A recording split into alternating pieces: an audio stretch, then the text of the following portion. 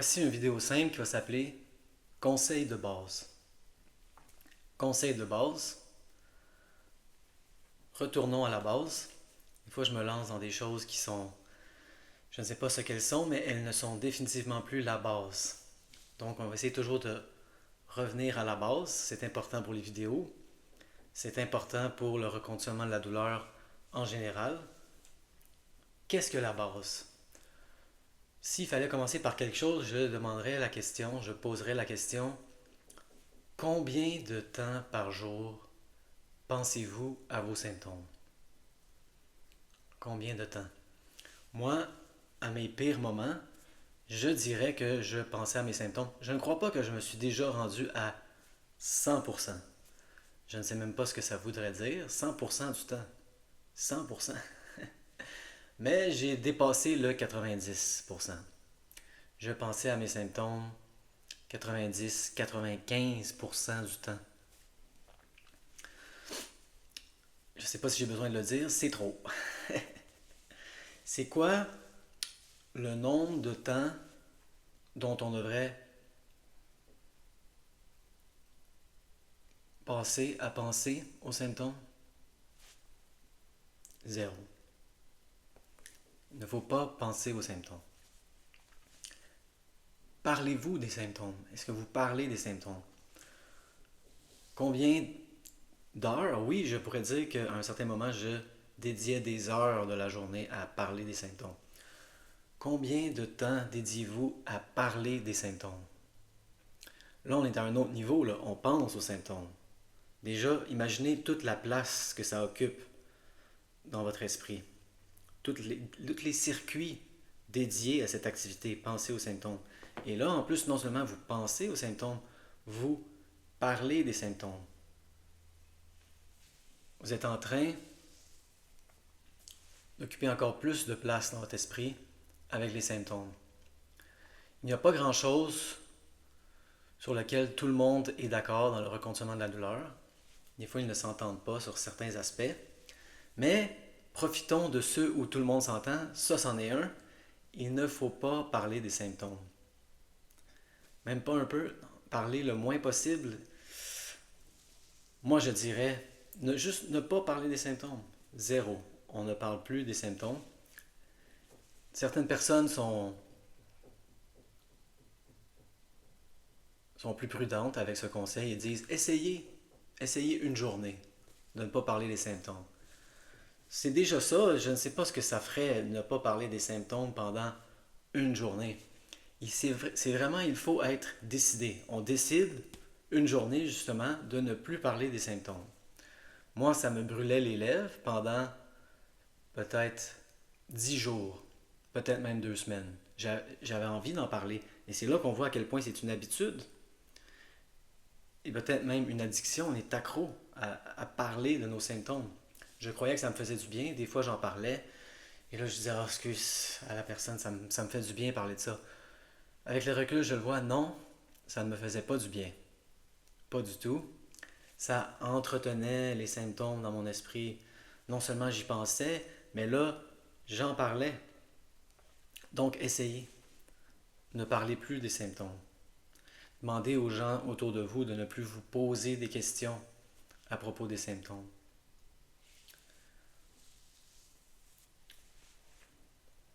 Qu'est-ce que serait un autre bon conseil de base? Est-ce que vous sentez les symptômes? Là, la plupart des gens vont dire, oh oui, oh, je les sens, je les sens. Il y a une différence, je dirais, entre sentir et subir. La plupart des gens en douleur chronique, je dirais, ne sentent pas leurs symptômes, ils les subissent. Il y a une différence, très grande différence d'attitude entre subir les symptômes. C'est sûr, techniquement, on les sent. En ce moment, je les sens, mais je les subis. Et sentir les symptômes. Comme ça, on sent les symptômes.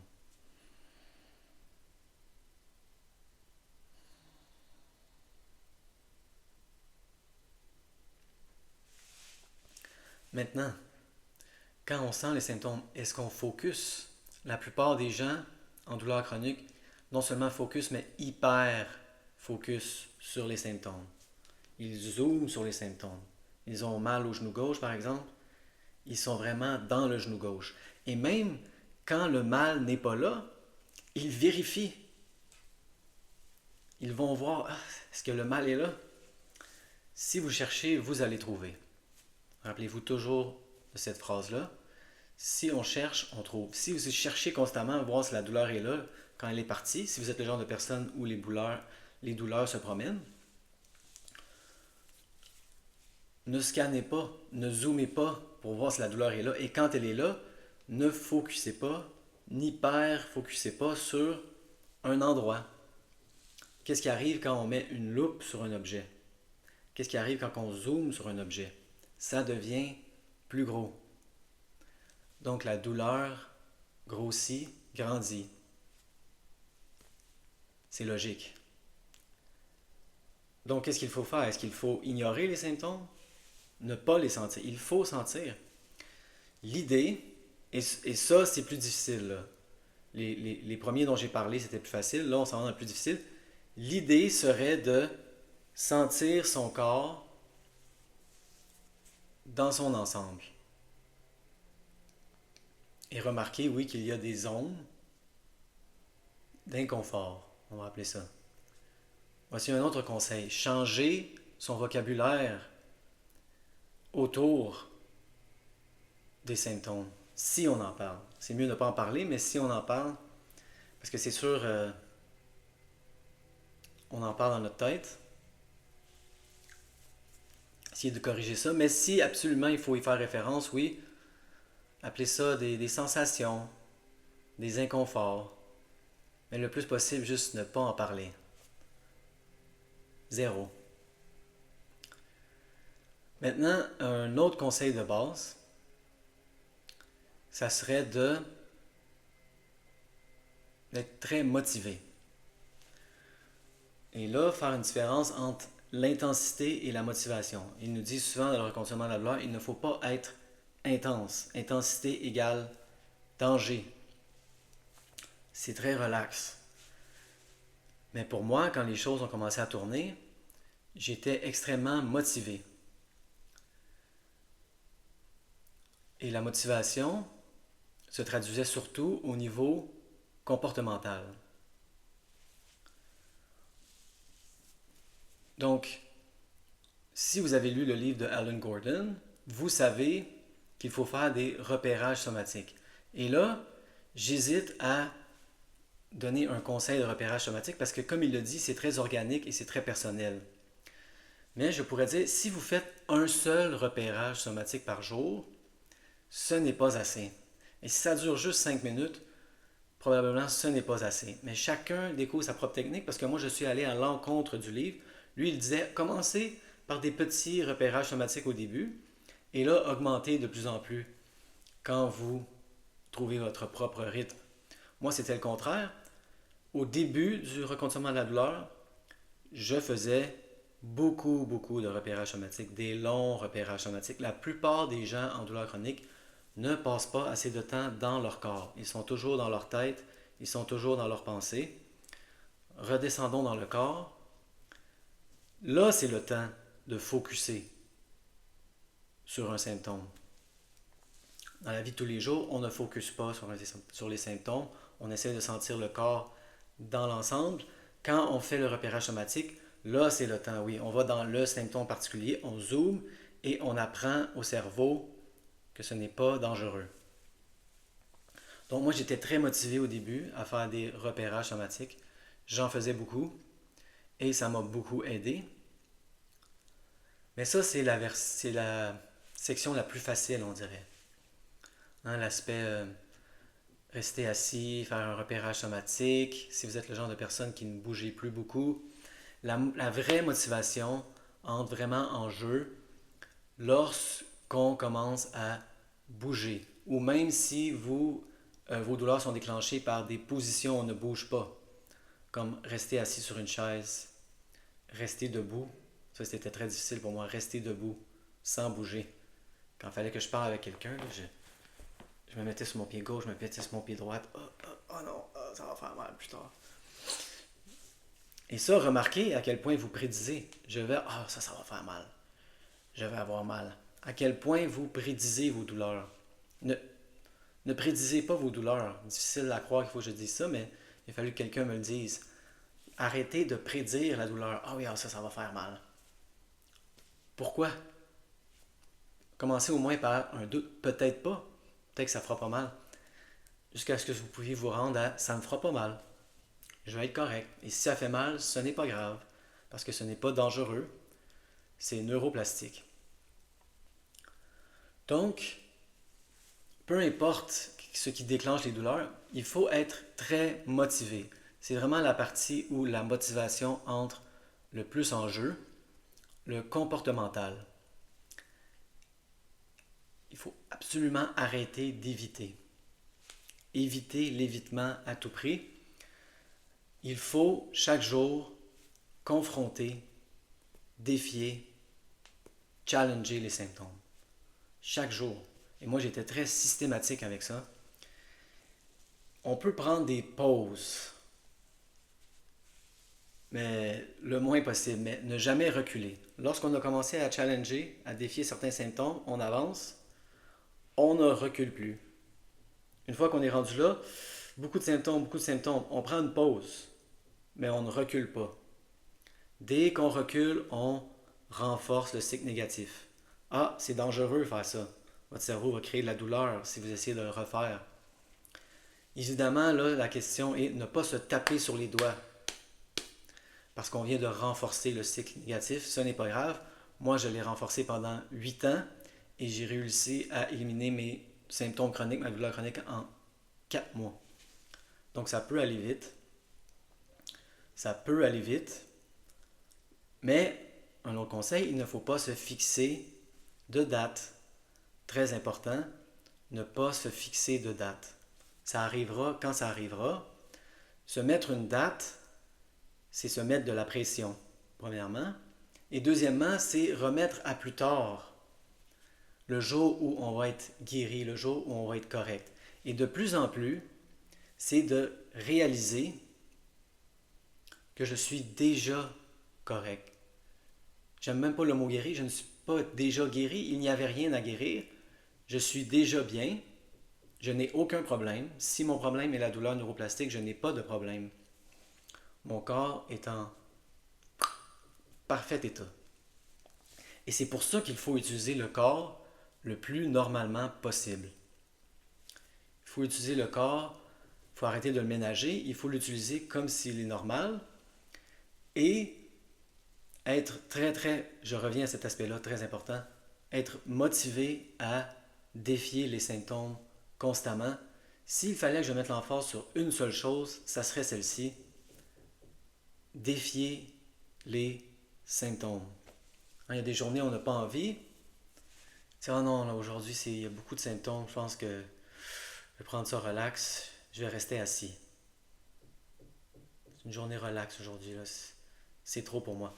C'est la journée idéale pour aller faire quelque chose.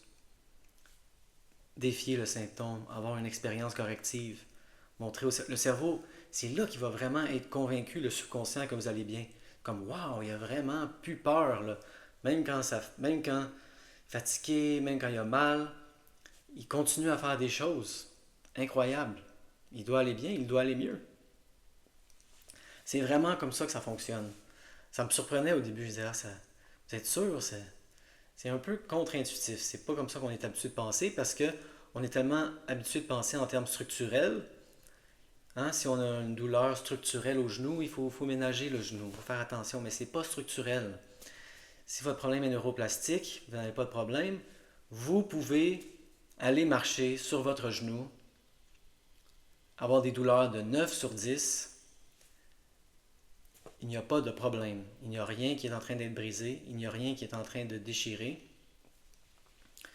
Et là, Alan Gordon, lui, parle de l'évitement. Hein, beaucoup de gens ne sont pas capables d'endurer les 8 et les 9. C'était mon cas au début. Au début, j'ai fait beaucoup d'évitement.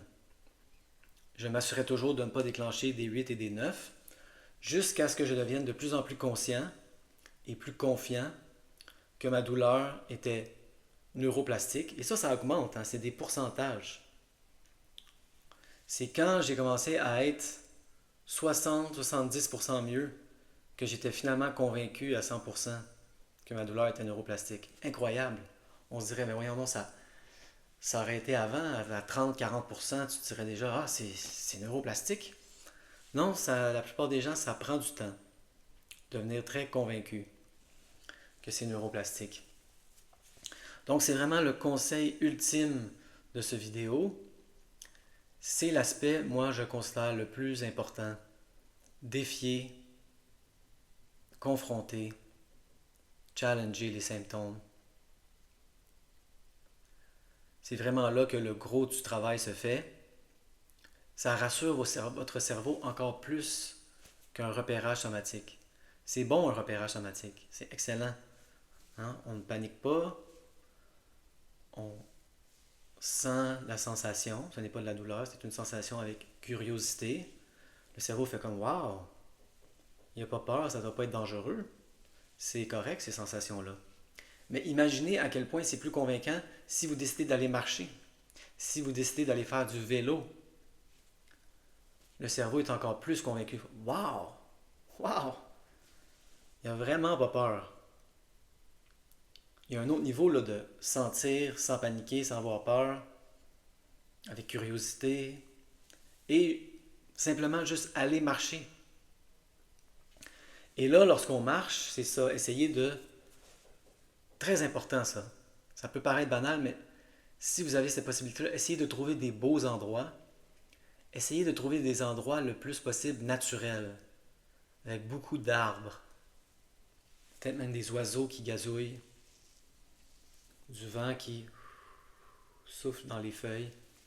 Très important ça pour calmer le système nerveux. C'est pas bon toujours être en dedans. Beaucoup de gens en douleur chronique passent trop de temps à l'intérieur. On va dehors, au soleil,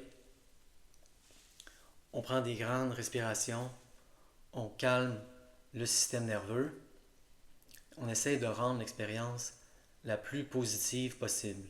Votre cerveau a associé certaines activités comme la marche comme étant désagréables et dangereuses. Et là, il faut de plus en plus faire des associations positives. Si ça vous aide, écoutez de la musique que vous aimez. Moi, je préfère Le vent dans les feuilles. Et focuser sur les sensations positives s'il faut focuser sur quelque chose. Pas sur les symptômes, mais préférablement ne pas focuser. Je dirais, ça c'est controversé. Beaucoup de gens ils disent en anglais lean into good sensations. Focuser sur les sensations positives. Oui, s'il faut focuser sur quelque chose, focuser sur les sensations positives, c'est sûr. Mais moi je dirais le plus possible, essayez de sentir le corps dans son ensemble, tout d'un trait, en étant conscient qu'il y a en effet, oui, des zones d'inconfort. Mais ce n'est pas grave. Pourquoi? Parce que ce n'est pas dangereux. C'est neuroplastique. Il n'y a rien qui est en train d'être cassé. Il n'y a rien qui est en train d'être déchiré. Ce sont des sensations projetées par le cerveau sur le corps. De plus en plus, voyez votre corps comme un écran et votre cerveau comme le projecteur de cinéma. Ça va vous aider, cette technique, à arrêter d'essayer d'intervenir au niveau du corps. C'est absurde dans cette image d'intervenir au niveau du corps. C'est comme essayer d'intervenir au niveau de l'écran sur le mur. Si on veut changer le film, il faut aller dans le projecteur. Changer le film, changer la bobine. C'est là que les modifications vont s'opérer, pas sur l'écran. Ce n'est pas structurel, ce n'est pas corporel, ce n'est pas une blessure, c'est neuroplastique, donc ce n'est pas dangereux. Ici, on applique les techniques. Peu à peu, les douleurs vont diminuer jusqu'à ce que, dans la plupart des cas, elles soient éliminées.